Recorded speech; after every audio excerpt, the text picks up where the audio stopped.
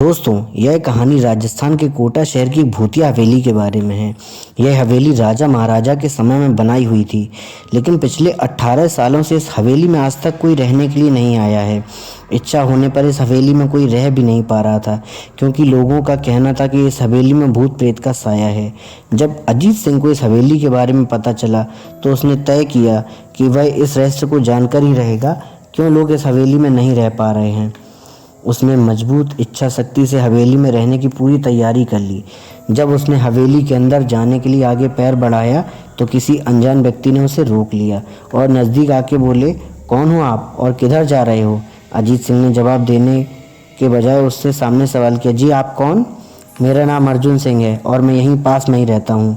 अजीत सिंह ने कहा, ओह अच्छा, मैंने सुना है कि ये एक भूतिया हवेली है और यहाँ कोई नहीं आ पाता है, इसलिए मैं इस हवेली में रुकने का एक दिन का फैसला मैंने किया है। अर्जुन सिंह ने कहा, जी हाँ, आपने सही सुना है और आप भी अंदर मत जाइए। मेरी माने तो आप भी वापस लौट जाइए, यहाँ बहुत खतरा है। यह सुनकर अजीत सिंह खुश हो गया, जैसे कोई लॉटरी लग गई हो। अर्जुन ने उसकी खुशी को देखकर बोला, आप खुश क्यों हो रहे हैं? आपको तो भूत का नाम सुनकर डर लगना चाहिए। शायद आपको पता नहीं कि मैं भूत प्रेत में काफ़ी दिलचस्पी रखता हूँ। अगर इस हवेली में भूत है तो मैं अंदर ज़रूर जाऊंगा और सारी सच्चाई का पता भी लगाऊंगा। इतना कहकर अजीत सिंह हवेली में चले गए। अंदर जाके अजीत ने अपनी बैग को साइड में रखा और हवेली के चारों ओर देखने लगा। सारे रूम भी चेक कर लिए। बाद में ड्राइंग रूम में आके सोफे पर बैठ गया और वहाँ उसने बैठकर दारू के 2-4 पैक भी लिए। तभी अचानक उस रूम में लाइट का एक बल्ब चालू बंद होने लगा, लेकिन अजीत ने उस पर ध्यान नहीं दिया।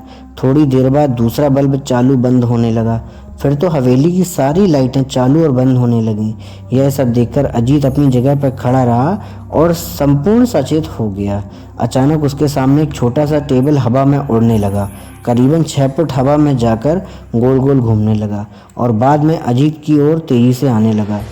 अजीत ने तुरंत ही अपनी जगह बदल दी और वो दूसरी ओर चला गया और वो टेबल पर जाके वहीं गिर गया जहां अजीत खड़ा था।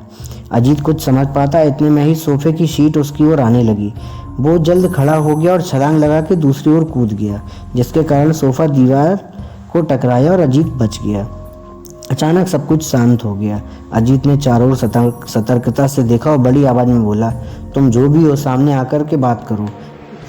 वहीं एक बड़ी परछाई उसके सामने आई और अजीत ने उस परछाई को देखकर बोला, कौन हो तुम और क्यों मुझे मारना चाहते हो? परछाई ने बोला, तुम्हारी भूल के कारण। अजीत, मेरी भूल? मैंने कौन सी भूल की? तब परछाई बोली, इस हवेली में आने की भूल। मैं किसी को भी इस हवेली में खुश नहीं देख सकता। तो अजीत ने पूछा, लेकिन क्यों? उसने जवाब दिया, आज से 18 साल पहले इस हवेली के मालिक ने मुझे यहीं पर मार डाला था। मेरी कोई गलती भी नहीं थी। इस कारण से मेरी आत्मा इस हवेली में भटकती रहती है और मैं किसी को भी इस हवेली में नहीं रहने दूंगा, क्योंकि इस हवेली में मेरा खून हुआ था। इस हवेली में जो भी रहने आएगा उसकी मौत होगी। अजीत ने कहा, मैं तुम्हें असली रूप में देखना चाहता हूँ, तो मैं मरने से पहले मैं तुम्हारी इच्छा अवश्य पूरी करूँगा। और उस परछाई ने एक भयानक दरमियाना रूप ले लिया। उसका चेहरा इतना भयानक था कि अजीत एक क्षण के लिए डर गया, लेकिन दूसरे क्षण उसने अपने आप पर काबू पा लिया।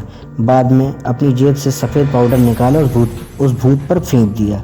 भूत के पाउडर पड़ते ही वह जलने लगा, बड़ी बड़ी ज्वाला उठने लगी। वो बहुत ज़ोर से चिल्लाया और बाद में पूरी तरह से जल गया। उसके बाद अजीत ने चैन से सांस लिया। दूसरे दिन जब सुबह अजीत को सही सलामत हवेली से बाहर आते देख अर्जुन को बहुत आश्चर्य हुआ। अर्जुन ने अजीत से पूछा, तुम जिंदा कैसे हो? तब अजीत ने अर्जुन को कल रात को पूरी घटना को पूरी तरह से बताया और बोला, अब यह हवेली भूतिया नहीं रही।